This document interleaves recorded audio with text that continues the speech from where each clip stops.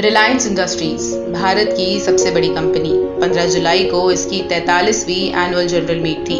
Lockdown चल रहा है और इसी वजह से ऐसा पहली बार हुआ है जब ये मीट वीडियो कॉन्फ्रेंसिंग के जरिए हुई, वो भी जियो मीट के माध्यम से, जिसकी तारीफ मुकेश अंबानी ने अलग से की। दरअसल इस मीटिंग के दौरान ज्यादातर समय रिलायंस इंडस्ट्रीज के चेयरपर्सन और एमडी मुकेश अंबानी ही बोले।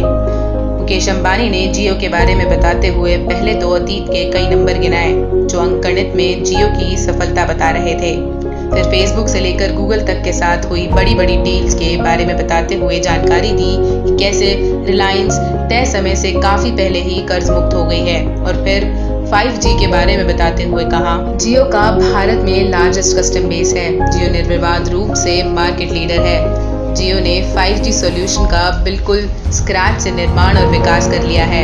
इससे भारत में world class 5G service launch करने में मदद मिलेगी, वो भी भारत में विकसित तकनीकों और समाधानों के द्वारा। और जैसे ही 5G स्पेक्ट्रम उपलब्ध होते हैं, ये मेड इन इंडिया 5G तकनीक ट्रायल के लिए तैयार हो जाएगी।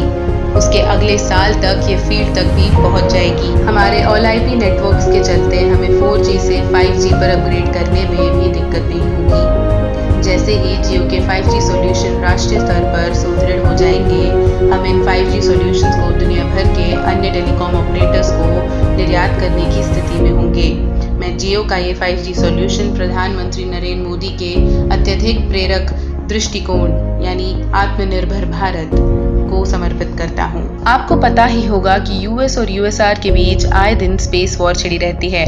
अब पूरी दुनिया के विकसित देशों के बीच 5G वॉर छिड़ी हुई है। हर कोई जानता है कि कोई अगर ये जंग जीत गया तो उसे आर्थिक ही नहीं बल्कि कई और तरीके के भी फायदे होना लाजमी है।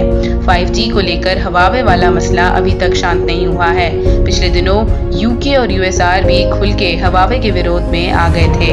वो इसलिए क्योंकि हवावे एक चाइनीज कंपनी है और इस वजह से दुनिया के कई देशों को हवावे पर शक हुआ कि वो अपनी टेक्नोलॉजी और उपकरणों के सहारे चाइनीज सरकार के लिए उनकी जासूसी करती है। 5G 4G से 100 गुना तेज नेटवर्क है। इसको ऐसे समझिए कि जो फिल्म 4G नेटवर्क में कुछ मिनटों में डाउनलोड होती थी, वो अब 5G के आ जाने पर 30 सेकंड में डाउनलोड हो पाएगी। कम से कम कहाँ तो यही जा रहा है। 5G के आगे 4G कुछ भी नहीं है, लेकिन 5G की अपनी कुछ कमियां भी हैं। जैसे 5G की वेव 300 मीटर से ज्यादा दूर नहीं जा सकती। दूर तक वेव पाने के लिए कई ट्रांसमीटर्स लगाने पड़ेंगे, जिससे जहां भी जाए नेटवर्क मिल सके।